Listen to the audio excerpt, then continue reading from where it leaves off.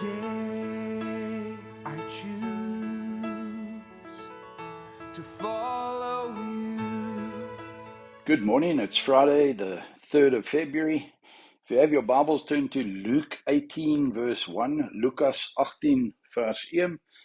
Ek het al 'n paar koffies in vanoggend saam met die manne. Hier's nog net ene. Lekker kondensmelk koffie vanoggend. Jesus spoke a parable to them that men always ought to pray and not lose heart. And the times are incredibly negative. Times are incredibly challenging. Rising cost of food, rising inflation rates. I don't want to bore you with the detail, and I don't want to re-describe the problem. All of us can, if given half a chance, can spin our own story of ons eie klaaglied. Ons baie vinnig begin sing in elkeen van ons, baie naby aan die oppervlakte, just under the surface, lê so 'n klaaglied in elkeen van ons. Maar ek wil nie daarop fokus, ek wil op die positief fokus vandag, en dit gaan oor verhouding. En was twee goed. Jesus says he spoke to them a parable that men always ought to pray and not to lose heart. Now, a parable is taking something that's common in every day and making a spiritual lesson out of it. So he spoke to them about look into the birds of the air, look to the grass of the fields. Solomon wasn't dressed in all his beauty, wasn't as finely clothed as the grass of the field, which withers and is gone in a day. He spoke the parable of the sower. He spoke about sheep and lost coins, and he took everyday items and things that affected everyday life, and he used it as a parable, 'n gelykenis, wat hy met hulle gedeel het om iets alledaags te vat en daaruit 'n geestelike les met hulle te deel. And he says, men always ought to pray and not to lose heart. And it's so easy to lose heart, but who are you speaking to? Who are you communicating with? Who are you focusing on to encourage you?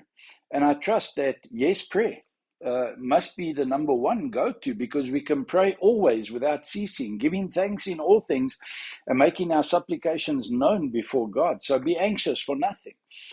Paul tells us very clearly to do that. So prayer is the number one go-to. But who else are you talking to? Who else are you encouraging? Just this morning, I spoke to the men and said, how do you motivate yourself and get yourself to work every day? You're the boss, and your workers are looking up to you. Those who come to work are looking up to you to keep a smile and to keep calm and to keep even-keeled and motivating in times when everybody's got a sorry tale to share or bad news to share. And so who are you speaking to? In whose conversation do you place yourself intentionally? Are there people who are up-button people in your life?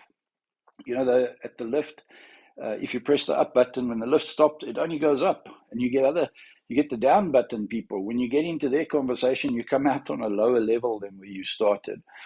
Who are you surrounding yourself? Who are you in conversation with? Besides God every day. And come on, this Sunday, opportunity to get together with Christ followers, people who have a faith, a hope, and a belief in God and a love for one another. So faith, hope, and love.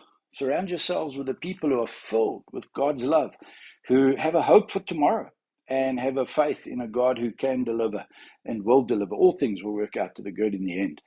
And if it's not good yet, it just means it's not the end. So keep on keeping on, and don't lose heart. If you feel you're losing heart, please come. I'll scrounge around. If you can't drink good, strong crema coffee, I'll even give you condensed milk coffee. Come and have a chat. And but if you can't get to me, get to other people who are positive. And don't lose heart.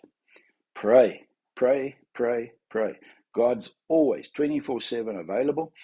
And then find prayers, people who know God and who speak to him regularly, and have a conversation with him. Remember what we said earlier in the week. Jesus lets us in on the conversation of God that he has with God.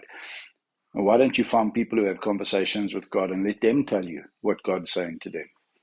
Have a wonderful, wonderful Friday.